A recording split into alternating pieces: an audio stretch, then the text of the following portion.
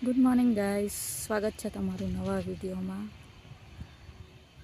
વિડીયોને સ્કીપ કર્યા વગર જોજો અને તમને વિડીયો પસંદ આવ્યો હોય તો લાઈક, શેર અને ચેનલને સબસ્ક્રાઈબ કરજો અને બેલ આઇકન પ્રેસ કરજો, જેથી તમને નવા વિડીયોની નોટિફિકેશન મળી શકે.